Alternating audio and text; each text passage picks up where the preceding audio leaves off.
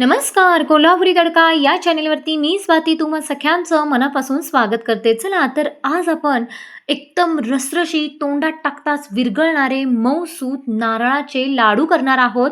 एकदम सोप्या पद्धतीने आणि भन्नाट रेसिपी आज आपण घेऊन येत आहोत. तर या व्हिडिओमध्ये आपण आणखीन एक पद्धत पाहणार आहोत, ते म्हणजे नारळ फोडल्यानंतर जो नारळ आपण खोबरं असतं त्याचा वरचा जो भाग असतो म्हणजे जे कवच असतं त्याचा जो काळपट भाग असतो तो काळा भाग कसा काढायचा एकदम सोप्या पद्धतीने आणि मिनिटात आपण हा काळा भाग वरचा काढून घेणार आहोत. तर हा काळा भाग काढून एकदम पांढरं शुभ्र जो नारळाचा चव असतो तो कसा बनवायचा आणि एकदम पांढरा शुभ्र नारळ कसा काढायचा हे आज आपण या चॅनेलवरती पाहणार आहोत. अशा या एकदम रसरशीत आणि गोड गोड रेसिपीसाठी एक लाईक नक्की करा आणि आपण नारळाचं कवच जो काळा भाग आहे तो कसा काढायचा ते देखील याच व्हिडिओमध्ये आपण एकदम सविस्तर आणि डिटेल रेसिपी आज आपण घेऊन येत आहोत. तर रेसिपीला सुरुवात करूया आणि हा एकदम पांढरा शुभ्र चव कसा काढायचा ते आज पाहणार आहोत. चला तर एक लाईक नक्की करा आणि रेसिपीला सुरुवात करूयात. तर त्यासाठी तुम्ही इथं बघू शकता आपण हे रसरशीत लाडू कसे बनवायचे. तर त्यासाठी आपण नारळ तर सर्वप्रथम फोडून घेणार आहोत. तर इथं मी 2 ते 3 नारळ म्हणजे 2 नारळ मी इथं फोडून घेतले होते. थोडेसे मोठ्या साईजचे हे नारळ आहेत तुम्ही बघू शकता. तर ही नारळ जी आहे ती फोडून घेतलेली आहेत आणि त्यानंतर ह्याचे जे आतला जो भाग आहे तो आपण काढून घेणार आहोत. तर तुम्ही तुमच्या कटरच्या साहाय्याने हा भाग काढून घेऊ शकता. तर मी इथं काढून घेतलेला आहे बघू शकता. आता काय करायचं आहे आपला ह्यो जो काळा भाग आहे नारळाचा तो आपल्याला काढून घ्यायचा आहे. तर तो कसा काढायचा तर आपली साधी पद्धत जी आहे ती आपण आपल्या जे बटाट्याचा साल काढतो त्याच्यानुसार आपण हे काढतो. तर मी इथं आज एक भन्नाट पद्धत तुम्हाला दाखवणार आहे. तर बघू शकता मी एक छोटी किसणी घेतलेली आहे. आता या किसणीच्या साहाय्याने आपण हा वरचा जो काळा भाग आहे तो काढणार आहोत. तर बघू शकता मी व्हिडिओमध्ये दाखवते. फक्त काय करायचं खोबरं घ्यायचं आणि असं किसणीवरती एकदम हलकंसं काय करायचं प्रेस करायचं. एकदम हलकं फिरवत राहायचं. तुम्ही बघू शकता एकदम सहजरित्या हा वरचा जो काळा भाग आहे तो निघून जातो. तर गोडधोड पदार्थ आपल्याला करावे लागतात. तर त्यासाठी खोबरं हे लागतं आणि एकदम पांढरे शुभ्र आपल्याला खोबरं हवं असतं. तर झटपट आपल्याला असे कोणता काळा भाग काढण्यासाठी आपल्याला कुठलंच आपल्याकडं साधन नसतं. तर आपण काय करतो तर तसंच आपण खोबरं कट करून आपण पदार्थ बनवतो. तर तो पदार्थ वेगळाच होतो. पण जर तुम्ही अशी पद्धत वापरलात, जर ही छोटी किसणी असते, अल्ल किसण्याची जी आपली किसणी असते त्या किसणीचा वापर करायचा आणि नारळ असा हातामध्ये पकडायचा आणि फक्त वरनं काय करायचं आपण ही किसणी फिरवायची आहे. अगदी हलक्या हाताने फिरवायची, जास्त प्रेस करायचं नाही. अगदी हलक्या हाताने फिरवत जेवढं राहाल तेवढं वरचा भाग सगळा निघून जातो. अजिबात थोडा देखील यामध्ये काळा भाग राहत नाही. ही एकदम सोपी पद्धत आहे आणि मिनिटातच तुमचं हे सगळा जो काही कवच आहे, जो काही नारळाचा वरचा जो काळा भाग आहे, तो अगदी सहजरित्या निघणार आहे. तुम्हाला मी इथे व्हिडिओमध्ये दाखवते, तुम्ही बघू शकता. अगदी सहज, याला जास्त काही वेळ लागणार नाही. काय करायचं, फक्त हातामध्ये खोबरं घ्यायचं आणि असा उलटं आपण ठेवायचं खोबरं आणि वरती किसणी पकडायची आणि ही छोटी किसणी असते, ती किसणी पकडायची आणि फक्त फिरवत राहायचं. व्हिडिओमध्ये जसं दाखवते त्या पद्धतीने आणि लगेचच बघू शकता एकदम पांढरा शुभ्र असा तुमचा हा नारळ निघू शकतो. चला तर अशी ही जी पद्धत तुम्ही वापरली एकदम इझी आहे, झटकीपट होणार आहे आणि नारळाचा वरचा काळा भाग अगदी सहजरित्या मिनिटात निघणार आहे. हे मात्र जरूर लक्षात घ्या आणि ही ट्रिक तुम्ही नक्की वापरा आणि असा हा तुम्ही नारळाचा चव एकदम पांढरा शुभ्र असा चव तुम्ही काढू शकता. अजिबात कुठंच राहत नाही. तुम्ही बघू शकता जरा देखील यामध्ये कवचामध्ये म्हणजे जे नारळाचं कवच आहे ते वरचं जे काळपट भाग असतो तो अजिबात राहिलेला नाही. तुम्ही बघू शकता मी व्हिडिओमध्ये दाखवते. अशा पद्धतीने आपण इथं एकदम सोप्या पद्धतीने इथे नारळाचा काळा भाग कसा काढायचा हे आज ह्या व्हिडिओमध्ये पाहिलेलं आहे. तर तुम्हालाही सण जे आलेले आहेत त्यावेळेस तुम्हाला जर गोडधोड पदार्थ करायचे असतील खोबऱ्यापासून तर असा हा तुम्ही वापर करू शकता. ही ट्रिक तुम्ही नक्की वापरा. चला तर अशा पद्धतीने आपण इथं सगळा छोट्या किसणीचा वापर करून हा सगळा नारळाचा वरचा जो काळा भाग आहे तो सगळा काढून घेतलेला आहे. आता काय करायचं, जे काही नारळ आपण काढून घेतलेले आहेत त्याचे छोटे छोटे काप करायचे आहेत. तर तुमच्याकडे कुठलंही कटर असेल तर त्याने छोटे काप करून घेऊ शकता किंवा किसणीने पूर्ण बारीक पण करून घेऊ शकता, म्हणजे खिसून घेऊ शकता. तर मी इथं एकदम बारीक असे काप करून घेणार आहेत. मला ही पद्धत सोपी वाटते. तर मला या पद्धतीने मी हे नारळाचे जे काही तुकडे आहेत ते अशा पद्धतीने मी तुकडे करून घेणार आहे.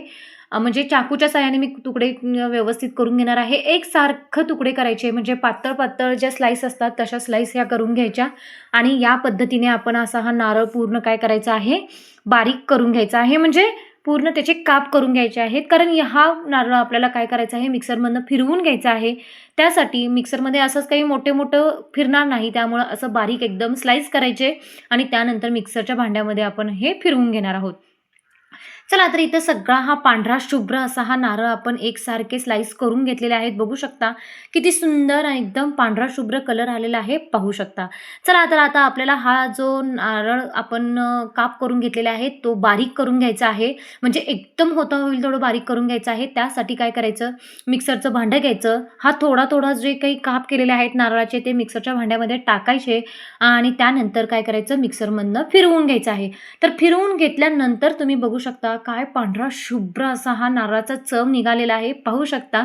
अजिबात यामध्ये कुठलाच मोठे-मोठे कण राहिलेले नाहीत. एकदम थोड्या प्रमाणामध्ये, जास्त प्रमाणामध्ये हे मिक्सर फिरवून घ्यायचा म्हणजे एकदम बारीक असा आपल्याला हा चव भेटतो. म्हणजे यापासून जे काही पदार्थ आपण बनवणार आहोत ते अगदी रसरशीत आणि एकदम खमंगच असे बनणार आहेत, हे मात्र लक्षात ठेवा.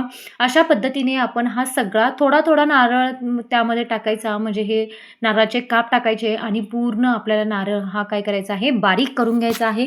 तर बघू शकता अगदी पांढरा शुभ्र असा हा नारळाचा चव इथं निघालेला आहे. तुम्ही पाहू शकता, मी व्हिडिओमध्ये दाखवते अशा पद्धतीने हा नारळाचा चव काढून घ्यायचा आहे.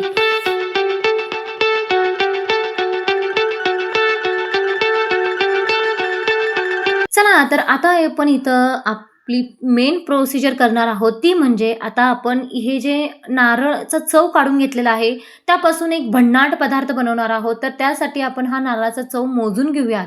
तर त्यासाठी इथं मी एक वाटी घेतलेली आहे आणि या वाटीनुसार हे नारळाचं चव मी मोजून घेते. म्हणजे आपल्याला दुसरं पुढचं जे प्रमाण आहे ते आपल्याला व्यवस्थित टाकता येईल.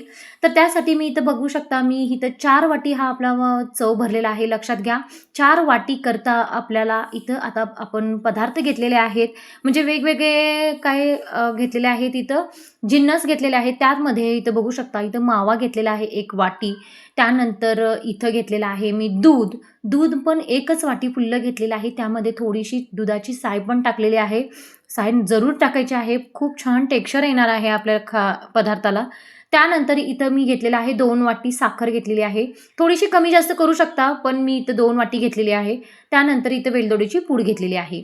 चला तर आता आपण हा एकदम रसरशीत असा पदार्थ बनवणार आहोत. तर गॅसवरती एक कढई ठेवलेली आहे आणि हा जो नारळाचा चव आपला निघाला होता तो सगळा आता यामध्ये टाकून द्यायचा आहे. तर इथं हा नारळाचा चव या कढईमध्ये टाकला, की लगेचच तूप वगैरे किंवा दूध वगैरे टाकत बसायचे नाही. सर्वप्रथम काय करायचं, हा जो नारळाचा चव आहे तो असाच कोरडा भाजून घ्यायचा आहे. म्हणजे त्यातलं जे काही मॉइश्चर असतं, म्हणजे जे पाण्याचा जो काही त्यामध्ये प्रमाण असतं ते सगळं कमी होतं. अजिबात करपवायचं नाही. गॅस अगदी मंद करायचा आणि त्यानंतर एकसारखं परतवत राहायचं. अजिबात कढईला कुठं लागता कामा नये याची काळजी घ्यायची. जर लागलं तर काय होईल, ह्याचा कलर चेंज होईल. आपले जे काही आपण पदार्थ बनवणार आहे तो अजिबात व्यवस्थित होणार नाही. तर मिनिटभराकरता मी असाच हा चव काय केला होता, मी असाच भाजून घेतला होता आणि त्यानंतर एक तिथं 1.5 चमचा यामध्ये काय टाकायचं आहे, तूप टाकायचं आहे. थोडंफार जास्त टाकलं तर काही हरकत नाही. पण एक तिथं 2 चमचे ठीक आहे आणि तो तूप टाकायचं, थोडंसं परतवून घ्यायचं. त्यानंतर 1 वाटी आपण इथं दूध घेतलं होतं ते देखील यामध्ये टाकून घ्यायचं आणि त्यानंतर यामध्ये मावा आपण घेतलेला आहे तो देखील टाकायचा आहे. मी असा थोडासा चुरडून वगैरे पसरून टाकलेला आहे व्यवस्थित, म्हणजे एकसारखा सगळीकडे तो लागेल. आता त्यानंतर जी काही साखर आपण 2 वाटी घेतली होती ती सगळी साखर यामध्ये टाकायची आहे. 2 वाटी म्हणजे जो नारळाचा चव आपला झाला 4 वाटी, त्याच वाटीने मी साखर मोजलेली आहे. अशा पद्धतीने आपण सगळे जे काही जिन्नस यामध्ये टाकलेले आहेत, ते सगळे जिन्नस एकजीव करायचे आणि एकसारखं परतवत राहायचं. आता इथं आपल्याला हे सगळं आटून येण्यासाठी आता साखर टाकलेली आहे, थोडंसं कोरडं वाटतंय. जसं उष्णता लागेल तसं हे मिश्रण काय होतं, थोडंसं पातळ दिसतं. तर पूर्ण आपल्याला या साखर या खोबऱ्यामध्ये म्हणजे ह्या चवमध्ये पूर्ण विरघळून घ्यायचे आहेत. जसं आपण एकसारखं परतवत राहू तसं पूर्ण याचं टेक्स्चर बदलतं आणि आपलं हे मिश्रण इतकं मस्त असं तयार होतं, की जसं त्याला उष्णता लागत राहील तसं घट्टसर बनण्यासाठी मदत होत राहते. अजिबात यामध्ये जास्त तूप वगैरे टाकत बसायची नाही किंवा जास्त दुधाचा पण वापर केलेला नाही. व्यवस्थित आणि एकदम परफेक्ट आपलं हे माप झालेलं आहे. तर अशा पद्धतीने साखर, दूध, मावा वगैरे सगळं टाकून एकसारखं परतवत राहायचं. इथं परतवताना 8 ते 10 मिनिटं तरी सहज लागतात हे पूर्ण मिश्रण आटून येण्यासाठी आणि एकसारखं परतवत राहिलं, की त्याचं टेक्स्चर देखील बदलतं. घट्टसरपणा असा येण्यास मदत होते. तर इथं कंप्लीटली आपण 8 ते 10 मिनिटे असंच परतवत राहायचं आणि हे मिश्रण पूर्ण घट्टसर बनवून घ्यायचं आहे, बघू शकता. तर थोडंसं हातामध्ये काय करायचं हे मिश्रण घ्यायचं, गोळा होतोय का पाहायचं. जर गोळा होत असेल तर ओळखून जायचं, की हे मिश्रण तयार झालेलं आहे आणि अशा पद्धतीने आपण इथं हे मिश्रण तयार करून घ्यायचं आणि त्यानंतर आपण नंतर 1 मिनिटभराकरता काय करायचं, असंच मिश्रण पसरवत राहायचं. तर दुसरी एक तुम्हाला स्टेप दाखवते, म्हणजे मिश्रण तयार झालं आहे की नाही हे बघण्यासाठी. तर जे आपण उलटण घेतलं होतं ते उलटण असंच उभं ठेवायचं. जर ते व्यवस्थित उभं राहिलं तर ओळखायचं की आपलं मिश्रण छान तयार झालेलं आहे. तर आता हे आपण मिश्रण गॅसवरनं उतरवून घेणार आहोत आणि त्यानंतर आपण काय करणार आहोत, एका डिशमध्ये काढून घ्यायचं आणि एका परातीमध्ये काढलं तरी चालतं. म्हणजे त्यानंतर हे थंड करून घ्यायचं आहे. लगेचच याचे जे काही आपण पदार्थ बनवणार आहोत तो काही बनणार नाही. तर तुम्ही त्याचं टेक्स्चर बघू शकता. अगदी सुरेख असं टेक्स्चर आलेलं आहे. तर थोडंसं थंड झालेलं आहे. अगदीच लईच एकदम गार होता कामा नये. थोडंसं नॉर्मल गरम असेल तर चालू शकतं. लगेचच आपण आता याचे लाडू वळायला घेणार आहोत. तर बघू शकता मी एका हाताने देखील हा गोळा फक्त उचलून घेतलेला आहे. असं मिश्रण उचललेलं आहे आणि हातावरती थोडं-थोडं प्रेस केलं की लगेचच हा लाडू वळून तयार होतो. बघू शकता अगदी पांढरा शुभ्र असा हा लाडू बनवून तयार झालेला आहे. इथे नारळाचा चव थोडासा तुम्ही घेऊ शकता. मी हा जे काही आपण चव काढला होता त्यातलाच थोडा ठेवलेला होता. हे काही करायची गरज नाही. नाही केलं तरी काही हरकत नाही. पण थोडंसं फिरवून घ्यायचं म्हणजे ते दिसायलाही लाडू खूप सुंदर दिसतो. तर अशा पद्धतीने इथं आज आपण बनवलेला आहे. तो म्हणजे नारळापासून अगदी रसरशीत असे नारळाचे लाडू बनवलेला आहोत. तो देखील अगदी ओल्या नारळाचे लाडू आणि एकदम रसरशीत तोंडात टाकताच विरघळणारे पेढ्यासारखे आपण इथं हे लाडू बनवून घेतलेले आहेत. तुम्ही बघू शकता अगदी सहज लाडू वळता येतात. इतकं मस्त आपलं हे काय झालेलं आहे मिश्रण तयार झालेलं आहे. तर आपल्या इथं 4 वाटी चवसाठी आपले 2 वाटी साखर घेतलेली आहे, 1 वाटी मावा, 1 वाटी दूध आणि थोडंसं तूप टाकलेलं आहे आणि इथं वेलदोड्याची पूड मी टाकली होती, तर माझा व्हिडिओ स्किप झालेला आहे. वेलदोड्याची पूड आपण थंड झालं ना मिश्रण, तर तेव्हा टाकायची आहे. तर हे सगळं मिश्रण एकजीव करून घ्यायचं आणि मस्त काय करायचे असे लाडू वळून घ्यायचे आहेत. अगदी मस्त गरगरीत असे लाडू बनवून तयार झालेले आहेत. तुम्ही पाहू शकता आणि अशा पद्धतीने ते सगळे आपण लाडू आज वळून घेणार आहोत.